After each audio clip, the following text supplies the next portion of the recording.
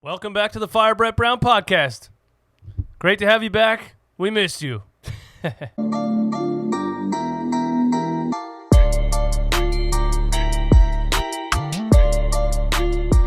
What is up, guys? DJ Eastwood here, running back, home of the most brutally honest Philly sports takes on YouTube. Some people don't like it, but it's because some people still support Brett Brown. Hit the subscribe button, the like button, comment on the video, all that good stuff, man. Let's get right into it. No notes, no graphics on the screen, nothing. I'm going straight off the top because I slept on it. I slept all night, and I woke up, and it was still, it's still the top thing on my mind. So here it is. I'm going to get it all out in approximately 15 minutes. I'll try to do my best. I'm back in the studio because I thought what better way to rekindle the flame that is the Fire Brett Brown podcast. But it's hot as balls up here because it's like 95 degrees out, so I do have a fan blowing. If there's background noise, I apologize anyway. Let's get right into it, man. The things that I saw last night, and there's a lot of reasons the Sixers lost this game, but there's no defending Brett Brown in this game whatsoever. There's just no defending it, and I'm going to start with this screenshot right here. This is the ultimate reason the Sixers lost this game. Now, this is the worst pick-and-roll defense I've ever seen in my life, okay? And it's been like that for a long time under Brett Brown. Simmons goes under the screen on a player that can't miss the whole night. Al Horford's in the paint. This is so bad. This is so bad. This happens to us with every scoring guard because we give them so much space over and over and over again. We just give them so much space. It's unbelievable. How do you not take a timeout, tell your guys, hey, start fighting over the screens, and stay on TJ Warren's hip because he can't miss? How do you not do that? This is the thing with Brett Brown. He just does the same thing over and over and over and never makes an adjustment. This pick-and-roll defense is a fireable offense. Now, there was two plays towards the end of the game where Ben Simmons decided to double-team Aaron Holiday and leave TJ Warren wide open. The one play he tried to trap him at half court, left TJ Warren wide open for three. Another play he tried to hedge down on a drive and left TJ Warren wide open. I don't understand the defense, and that is on the players. I'll give you that, but it's also coaching philosophy. He doesn't teach these guys how to play proper pick-and-roll defense. He never has for 4 years now. Ben Simmons is 24 years old and has never been taught.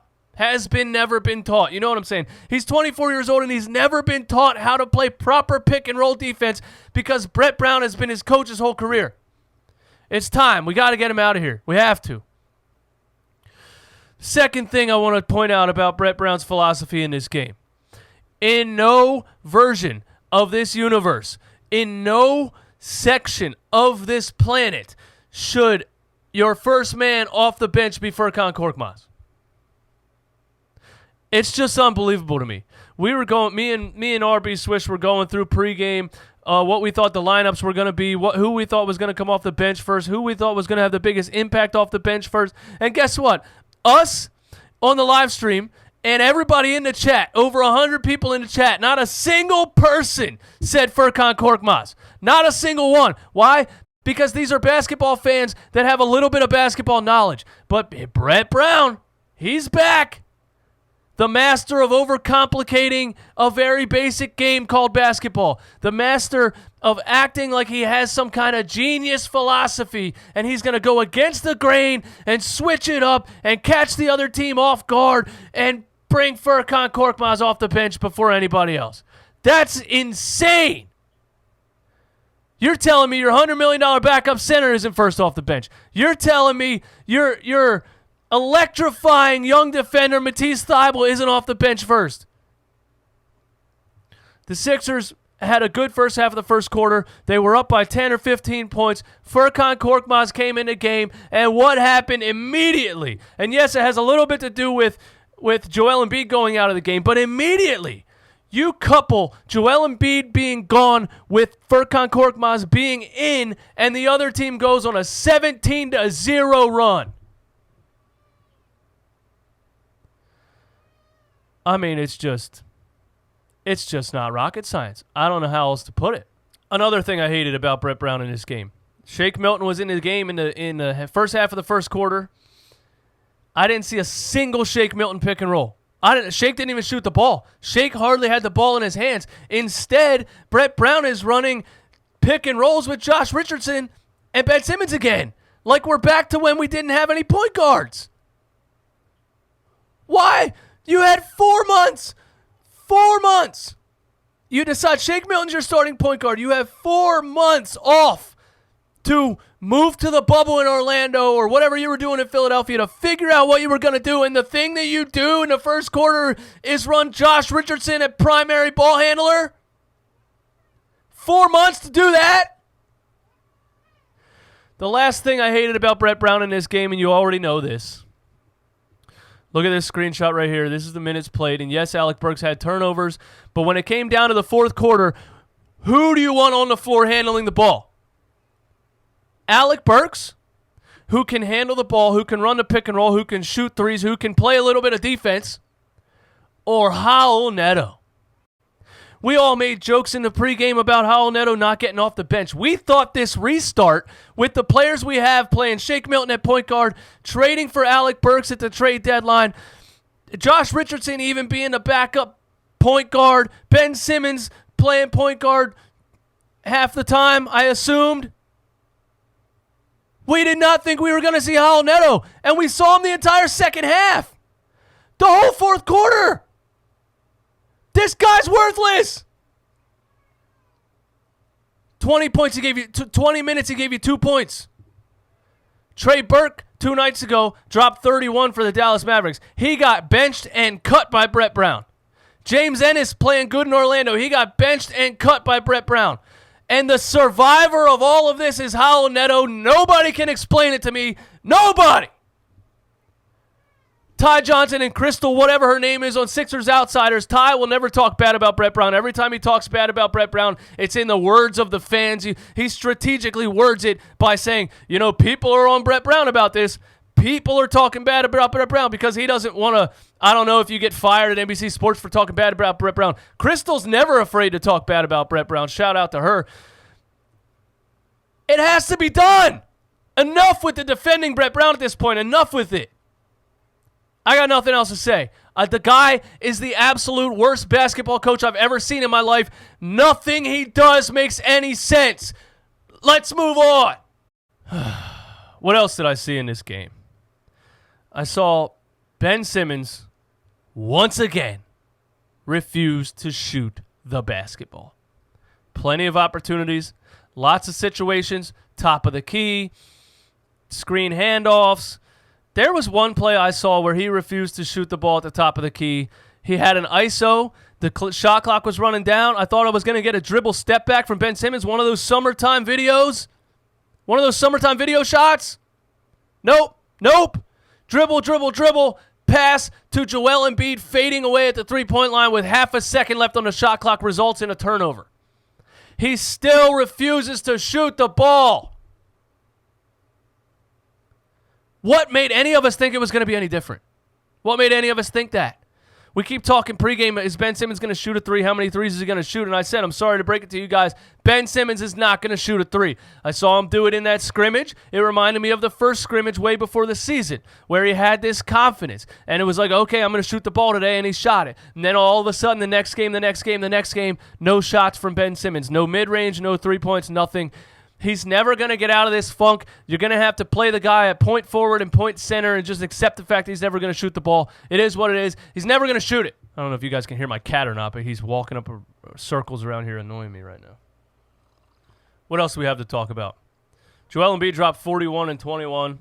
I told you he was going to be dominant. I put money on him scoring 28 and Paul George scoring 28. That netted me $50 on a $10 bet. So, anytime the Sixers are playing a team that doesn't have any centers on the floor with Sabonis being out, Miles Turner's a center, but he's kind of a three-point shooter. He's not really a good defender.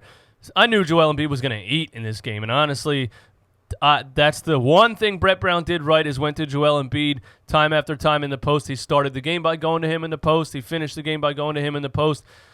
Joel Embiid had 41 and 21 and 3 blocks. Amazing game. Nobody else showed up. Look at the stat sheet. Al Horford, and I'm not gonna yell at this. I'm sick of saying it. I'm beating a dead horse. Al Horford was a minus 26. A minus 26. Al Horford's pick and roll defense is atrocious.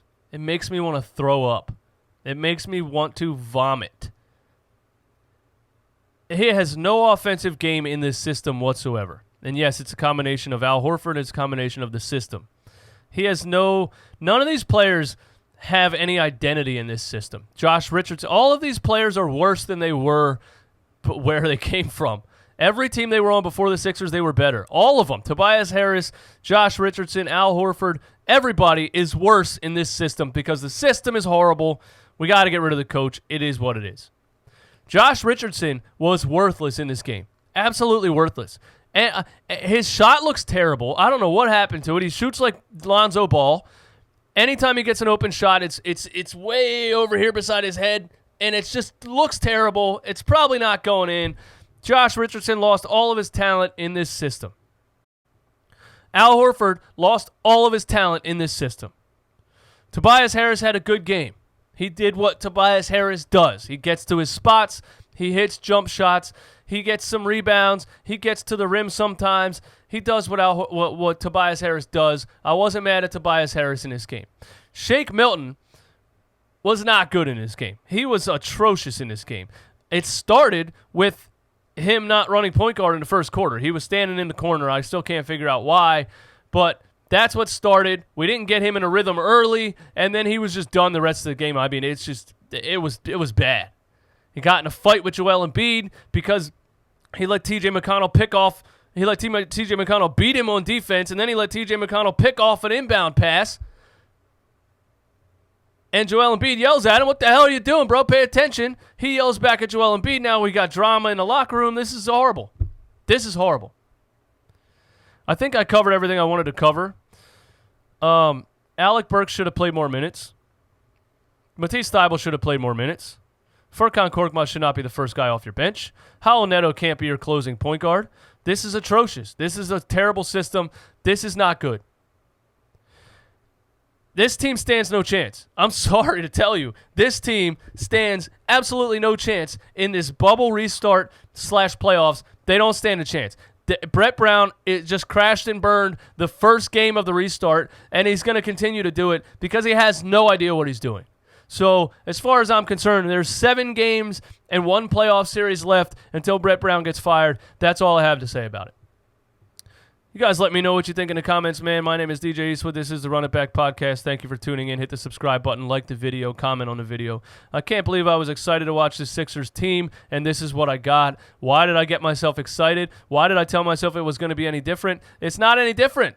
It's the same thing, and it's going to be the same thing until this coach is gone. It's time. I'm beating a dead horse, man.